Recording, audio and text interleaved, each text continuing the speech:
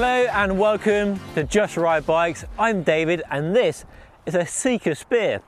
And I've been riding it for the last 9 months now. It arrived back in December last year. So time for my updates and a long-term review on how the bike's been. The good, the bad, and some more ride impressions in a few minutes. And really the question is, would I buy the bike? Would I recommend you buy the bike over a more familiar mainstream brand like a Specialized, like a Tarmac I reviewed at the weekend?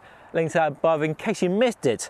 For those of you who missed all the announcements around the new Seka Spear, it's a company's latest aero lightweight road bike and really trying to go after the Specialized Tarmac SL9. And they've even been in the wind tunnel over in Silverstone with this bike and a Specialized and tested both bikes and shared all results of their testing in a white paper available on their website. I'll link to it down below.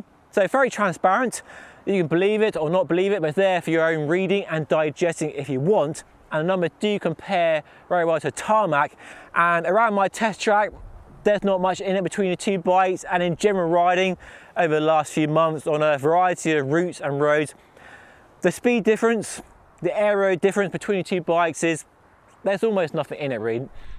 I've been fortunate to ride this bike alongside the Tarmac SL9 Pro with the same group set, so a very interesting comparison.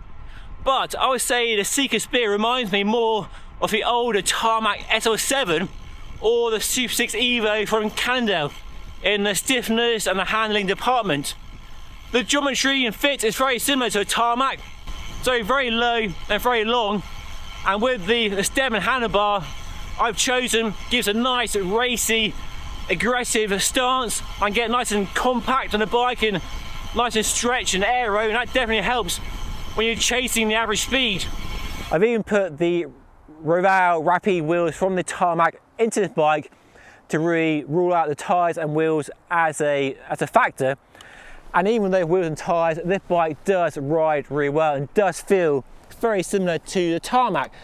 Visually the bike looks similar to a Tarmac. We have that sort of aero profile, the one-piece handlebar and stem, and a drop rear stage, but a really cool, interesting feature is the wind eye here. That feature is designed to apparently improve aerodynamics and also compliance as well. But I think it looks really cool, and it's a visual distinction between this and other bikes in a similar way to a Trek Madone with the ISOFlow, because far too many bikes look the same. And then on the scales, as you see the bike right now with no pedals and these Super Team wheels and 28mm wide Conti GP5000S TR tyres, is 7 kilograms on the nose. So 7 kilos for an Ultegra bike is very good indeed. And with the Roval Rapide wheels from the Tarmac, the weight is 7.2. So essentially what I'm saying is it's the same weight as an £8,000 Specialized Tarmac S8 Pro, and the same weight as a top of the range Trek Madone or Canyon Air Road or Super 6 Evo with a high-end group set. But where the Seka really stands out is the price. In the UK, the frame set for the RDC version here, the lightweight version, is £2,600, so about £2,000 less than an S-Works Tarmac SL9, and the frame weights are about the same. And one nice detail about buying the Seka Spear is you can choose the handlebar you want, so the stem length and the bar width, and loads of options as well, and that means the bike fits me perfectly. On that Tarmac I rode, the stem is a bit too short for my personal preference, so if I buy that SL8 Pro, as I shared in my review, I would want a longer stem. We all of course know that most Western bikes like Specialized, Trek, Canyon are made in Asia, Taiwan and China.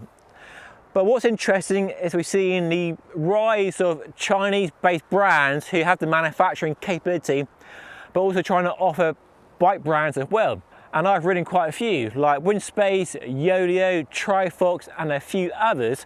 But I think Seka is one of the most interesting and exciting of these Chinese brands, because they're not just making cheaper versions of more familiar bikes, they're doing the design, the engineering, and the branding as well. And the impression from their website, so the unboxing of the frame, which is leagues above any other frame I've ever unboxed, and then the way the bike looks and the choice of colours and customization, and of course the way it rides, It definitely puts it, I think, above most other smaller Chinese brands trying to appeal to us Westerners, and puts it in the same ballpark as a Specialized or a Canyon. Before I go for a ride, a quick shout out for today's sponsor, Insta360 and the Ace Pro 2.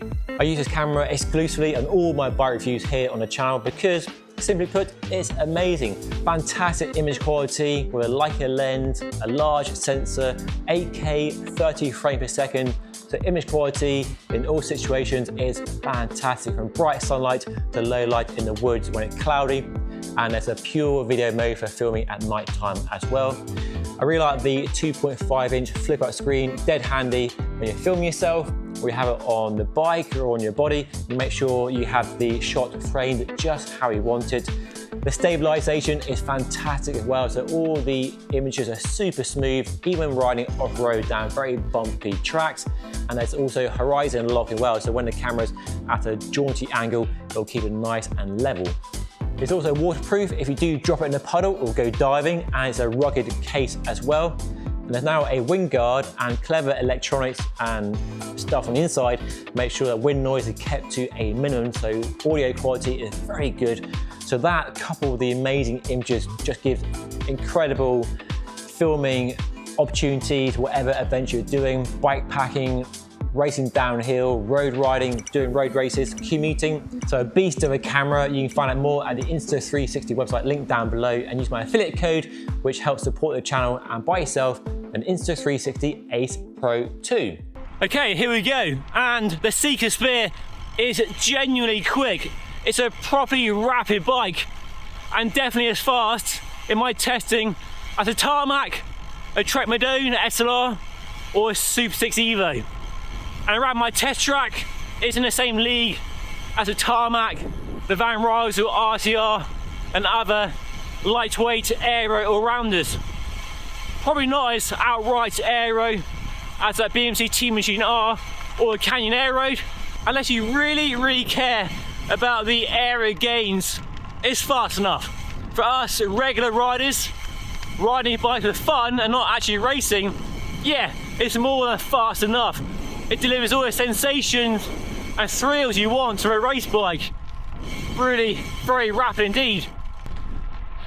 And thanks to the low weight, 7 kilos in current trim, it climbs well too. So the weight and aero, they help you climb faster like Tadej Pogačar. Or maybe not, but I give you the best attempt of riding uphill as fast as you possibly can. Once you're up to speed, like 20 miles per hour, it holds that speed really well. Has the aero efficiency you want and expect from such a bike. But while the weight of this bike is the same as that Tarmac when riding on the same wheels or without rapid wheels, the Tarmac still feels more nimble, has more lightness about its handling, especially when you're climbing out of the saddle. The steering responsiveness on the Spear is slower than the SL8, so it doesn't feel quite as playful. Definitely feels more purposeful, and in that way it does remind me more of the Super 6 Evo. And it's a stiff bike too, stiffer than the Tarmac SL8, but luckily comfort in the saddle is extremely good and on a par with the Tarmac or the Trek Madone with the ISO flow. But through the front end, through the handlebar, it's very stiff indeed, and you are reminded when riding a rough road like this one now that you are on a stiff lightweight carbon race bike. And I tried different wheels and tyres, currently on 28s, I got up to 32s, I've tried different wheel sets, but whatever wheel set and tyre combo I try is the same. The front end is still very stiff. And yes, with a race bike it needs to be stiff for power transfer and that responsive manner you want from a race bike, but the latest breed of race bikes manage to combine weight and aero and stiffness, but also decent comfort for us people buying these bikes who aren't actually racing. So the Spear doesn't quite deliver that smoothness I've come to expect from a modern race bike. So if you are racing on smooth circuits we live in a part of the world with very smooth roads, lucky you, it'll be just fine. But if you're looking for that sort of real world comfort for riding at weekends, the Spear wouldn't be my top recommendation. So the Seka Spear is a really enticing, appealing and exciting option, and I think a very credible alternative and a rival to mainstream brands.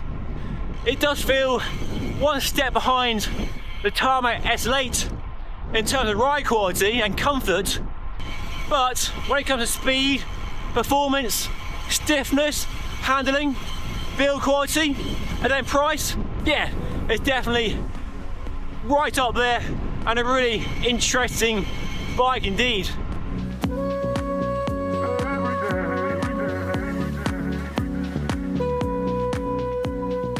After 9 months of living with a bike, my impressions are still very good, and there's not much to be disappointed about at all. I like the fact it's fast and it's lightweight, and the price is much lower than other mainstream options you might consider in the space.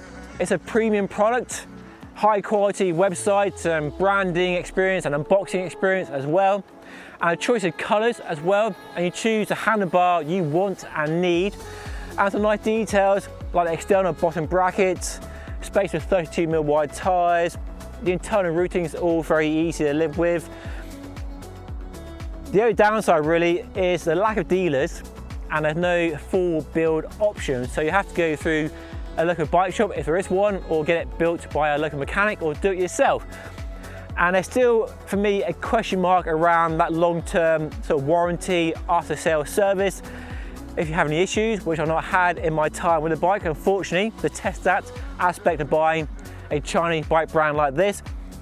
And there's also the branding as well, the brand appeal or kudos compared to a Cannondale or Trek or a Specialized, and also the resale value. Will this bike hold its value like a Specialized or a Cannondale? Somehow, I don't think so. So as an investment, perhaps not as smart as a more familiar bike. So yeah, a few things working against it, but how much they work against it for you depends on who you are and your experience of buying and owning and building bikes. But putting brand aside, ignoring the name on a down tube, the performance is very good.